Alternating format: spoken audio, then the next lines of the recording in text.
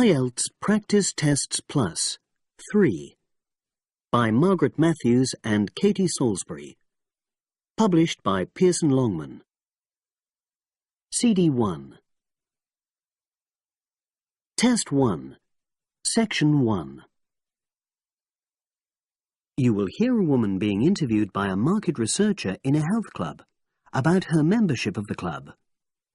First, you have some time to look at questions 1 to 5.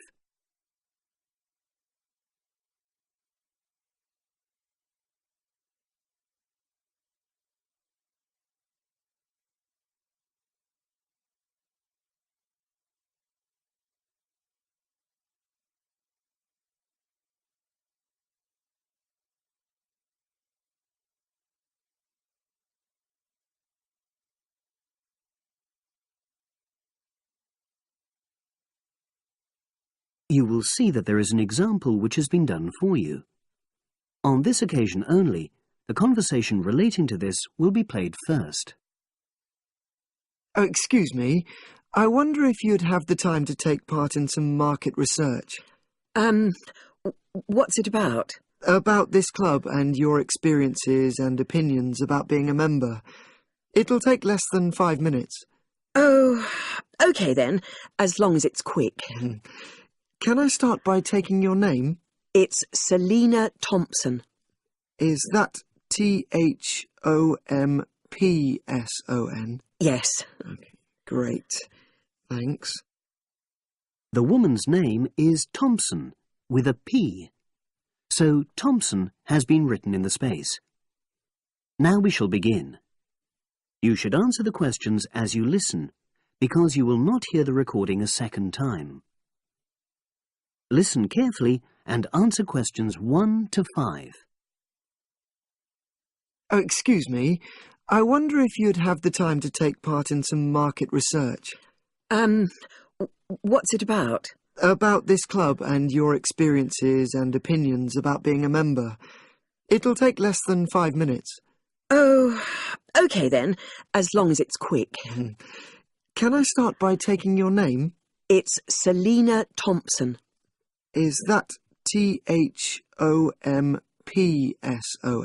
Yes. Okay, great. Thanks. And what do you do for a living? Well, I'm an accountant, but I'm between jobs at the moment. I understand. But that's the job I'll put down on the form. And would you mind my asking which age group you fall into? Below 30, 31 to 50, and above? Over 50, I think we can safely say. Great, thanks. And which type of membership do you have? Sorry, I'm not sure what you mean. Do you mean how long? No, is it a single-person membership? Oh, right, no, it's a family membership. Thanks. And how long have you been a member? Ooh, let me see. I was certainly here 5 years ago, and it was probably 2 to 3 years more than that. Shall I put down 8? Oh, I remember now. It's 9, definitely. Sorry. No problem.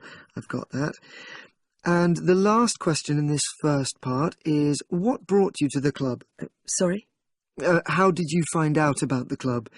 Did you see any ads? Well, I did, actually. But I have to say I wasn't really attracted to the club because of that.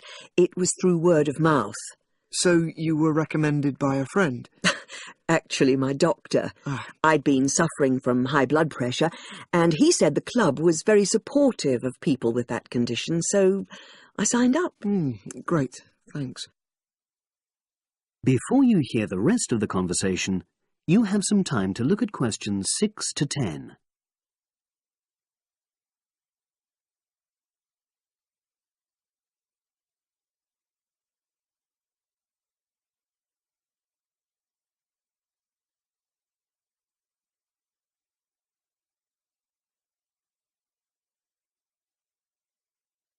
Now listen and answer questions 6 to 10. Now, for the second part of the form, I want to ask a bit more about your experience of the club. Sure. How often would you say you use the club? It varies enormously, depending on how busy I am. Of course. But on average, per month? I'd say it averages out at twice a week. OK, so 8 on average. Yeah, and 4 of those are aqua aerobics classes. That leads me to the next question. Would you say the swimming pool is the facility you make most use of? Fair to say that, yep. Right, thanks. And are there any facilities you don't use?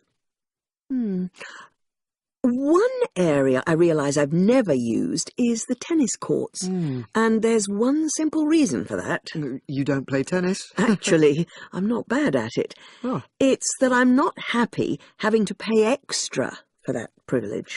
Oh, right. I've made a note of that. Thanks.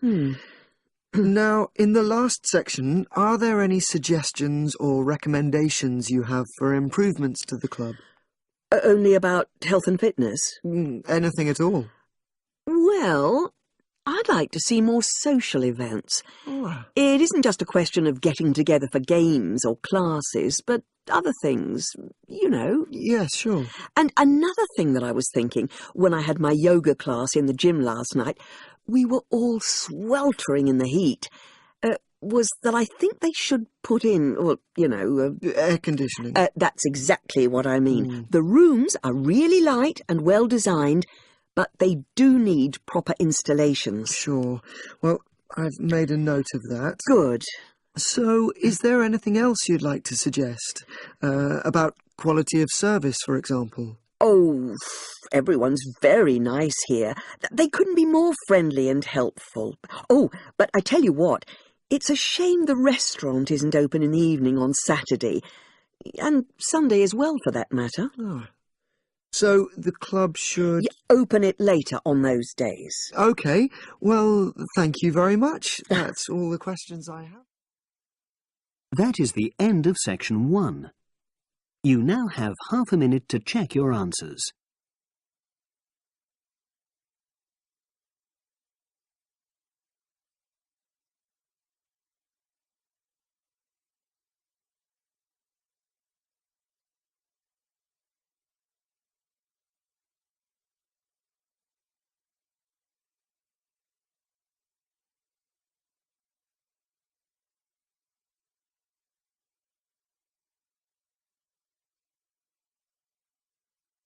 Now turn to section 2.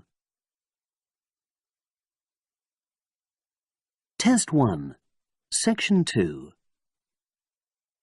You will hear a trainer giving a talk to people who want to learn outdoor survival skills. First, you have some time to look at questions 11 to 16.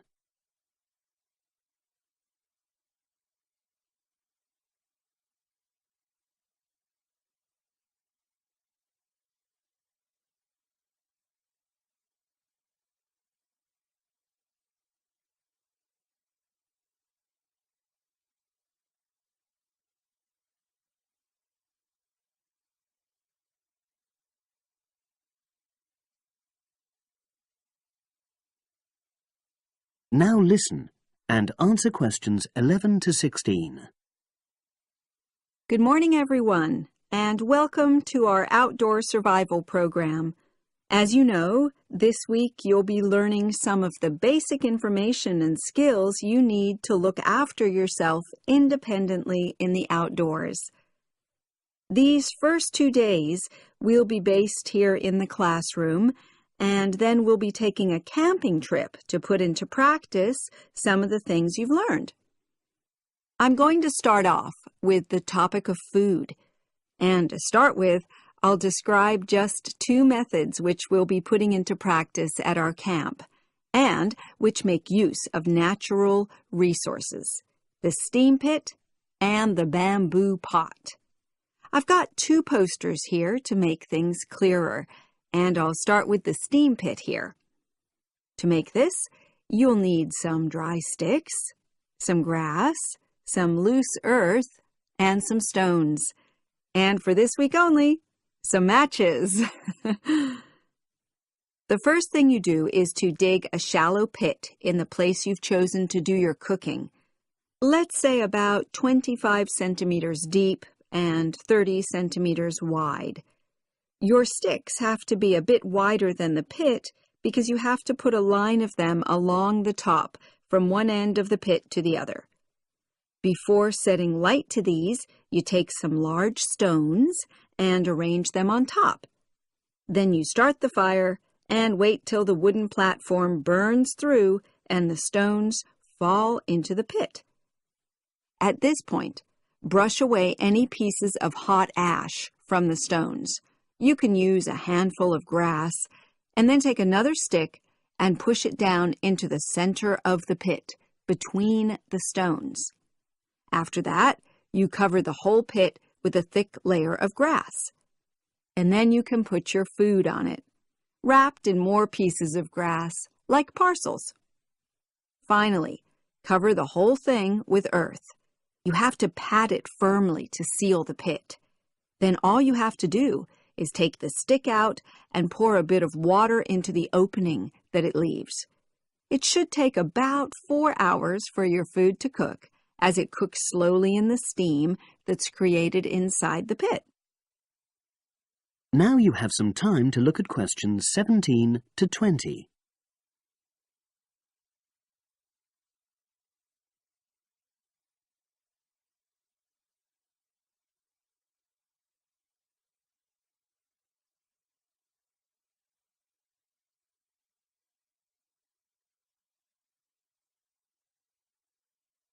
Now listen and answer questions 17 to 20.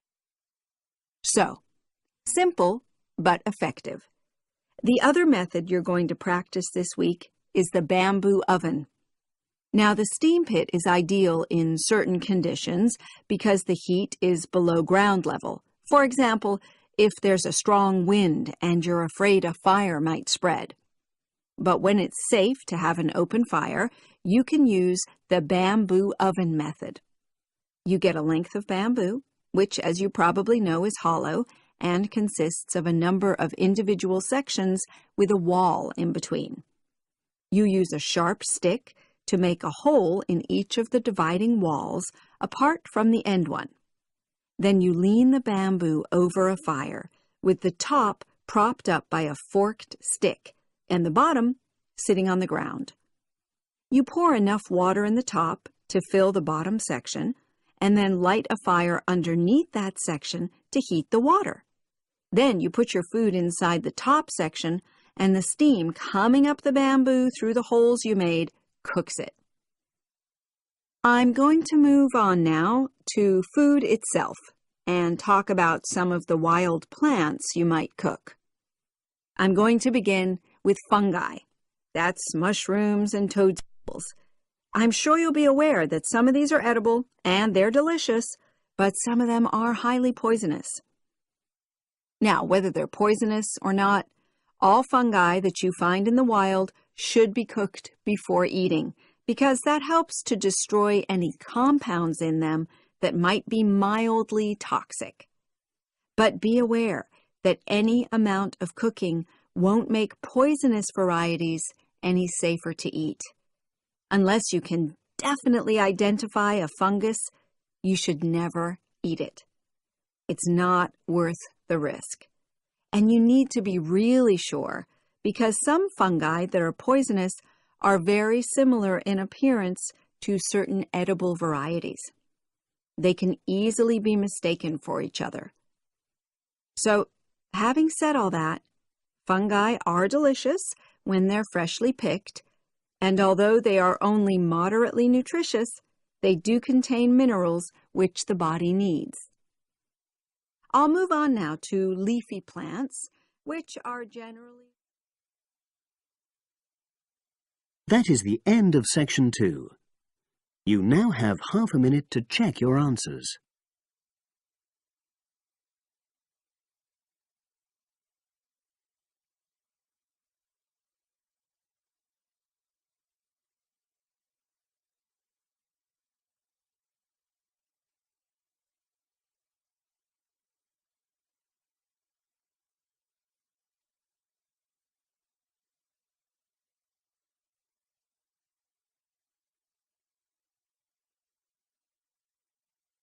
Now turn to Section 3.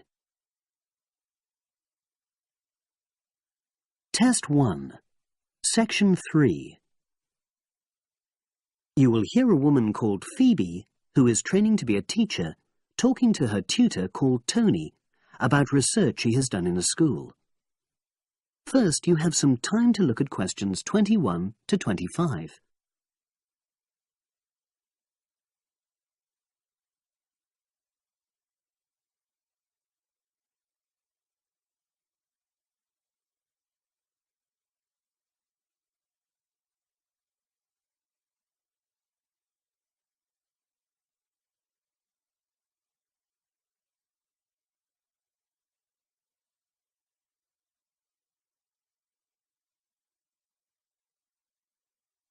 Now listen and answer questions 21 to 25. So, how did you get on with your school-based research, Phoebe? Well, it was exhausting, but really valuable. Good. What was the specific focus you chose? My title is Attitudes Towards Study Among 11 to 12-year-old Pupils. Right, and what made you choose that focus? Well, that's a bit difficult. Lots of my classmates decided on their focus really early on, mainly on the basis of what they thought would help in their future career, you know, in their first years teaching. So that's what helped you decide? Actually, it was that I came across a book written by experienced teachers on student attitudes, and that motivated me to go for the topic. Okay. So what were your research questions or issues? Well, I wanted to look at the ways students responded to different teachers, particularly focusing on whether very strict teachers made teenagers less motivated. And from your research, did you find that was true? No, not from what I saw, you know, from my 5 days observation, talking to people and so forth. Okay. We'll talk about the actual research methods in a moment, but before that, can you briefly summarise what your most striking findings are? Well, what really amazed me was the significant gender differences. I didn't set out to focus on that, but I found that boys were much more positive about being at school. Girls were more impatient. They talked a lot about wanting to grow up and leave school. Very interesting. Yeah, it is. From doing the research, it was clear to me that you might start out to focus on one thing, but you pick up lots of unexpected insights. Right. Did you get any insights into teaching? Yes, certainly. I was doing a lot of observations of the way kids with very different abilities collaborate on certain tasks, you know, help each other. And I began to realise that the lessons were developing in really unexpected ways. So what conclusion do you draw from that? Well, I know it's necessary for teachers to prepare lessons carefully, but it's great if they also allow lessons to go their own ways. Good point. Now, I'm really pleased to see you doing this. Analysing and drawing conclusions based on data. But surely this isn't proper data. Because it's derived from such small-scale research. Well, as long as you don't make grand claims for your findings, this data is entirely valid. I like the way you're already stepping back from the experience and thinking about what you've learned about research. Well done. But I know I could have done it better. As you become more experienced, you'll find ways to reduce the risk of difficulties. Okay. Now you have some time to look at questions 26 to 30.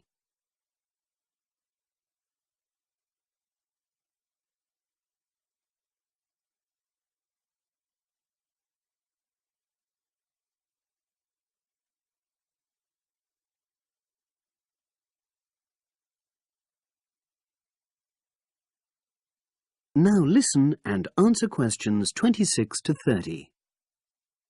So, let's look in more detail at how you gathered your data.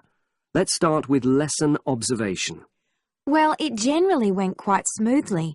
I chose my focus and designed my checklist. Then teachers allowed me into their classes without any problems, which surprised me. It was afterwards that the grueling work started. Yeah, it's very time-consuming, isn't it? Making sense of analysing your observation notes. Absolutely. Much more so than interview data, for example. that was relatively easy to process, though I wanted to make sure I used a high-quality recorder to make transcription easier. And I had to wait until one became available. Right. And did you interview some kids as well? In the end, yes. I talked to 10, and they were great. I'd imagined I'd be bored listening to them, but... So it was easy to concentrate? Sure. One of the teachers was a bit worried about the ethics, whether it was right to interview young pupils, and it took a while for him to agree to let me talk to 3 of the kids in his class, but he relented in the end. Good. What other methods did you use? I experimented with questionnaires, but I really regret that now. I decided to share the work with another student, but we had such different agendas it ended up taking twice as long. That's a shame.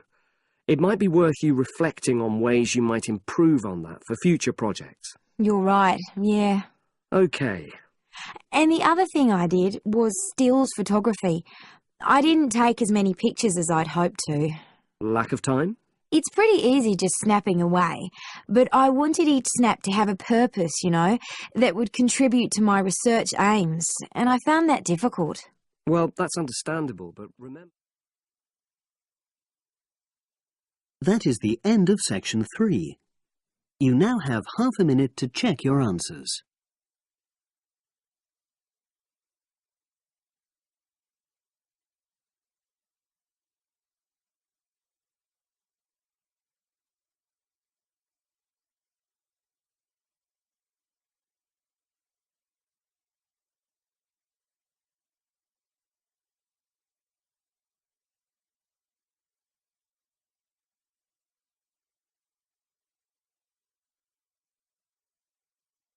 Now turn to section 4.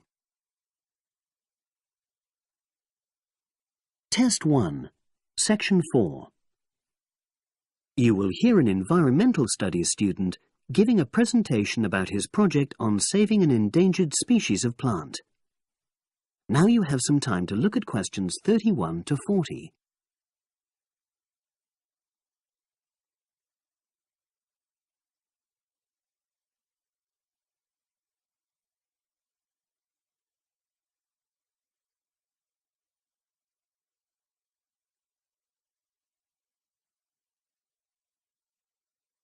Now listen and answer questions 31 to 40. For my presentation, I'm going to summarise what I've found out about efforts to save one plant species, the juniper bush. It once flourished in Britain and throughout the world's temperate zones, but over the last few decades has declined considerably. Before I go on to explain the steps being taken to save it in England, let me start by looking at some background information and why the juniper has been so important in cultural as well as ecological terms, historically and in the present day. Firstly, I want to emphasise the fact that juniper is a very ancient plant.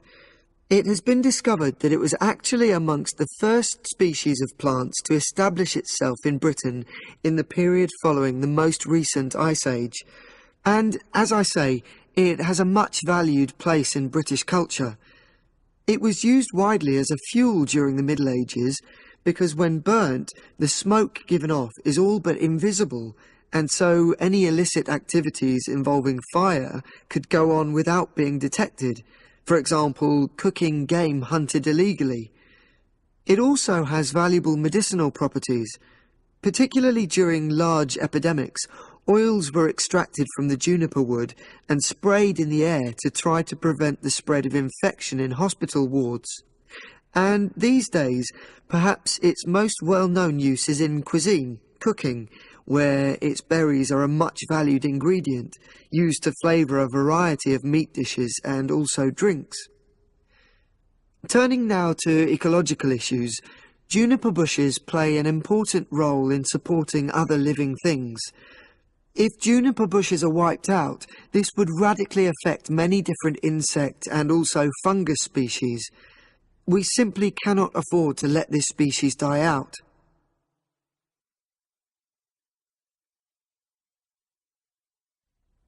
So, why is the juniper plant declining at such a rapid rate? Well, a survey conducted in the north and west of Britain in 2004 to 5 showed that a major problem is the fact that in present-day populations, ratios between the sexes are unbalanced, and without a proper mix of male and female, bushes don't get pollinated. Also, the survey found that in a lot of these populations, the plants are the same age, so this means that bushes grow old and start to die at similar times, leading to swift extinction of whole populations.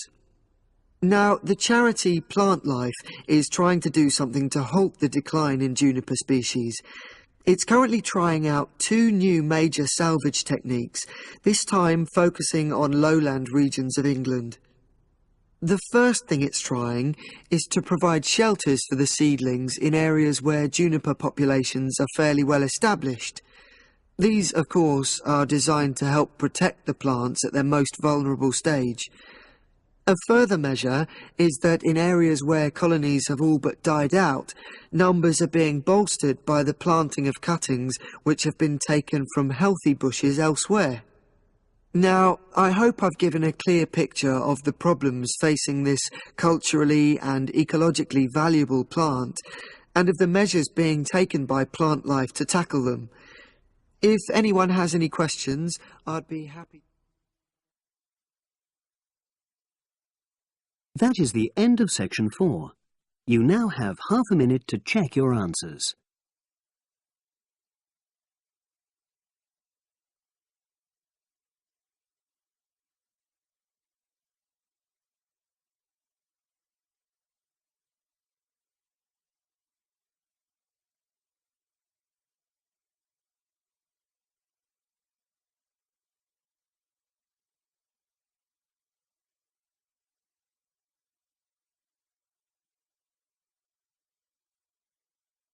That is the end of the listening test.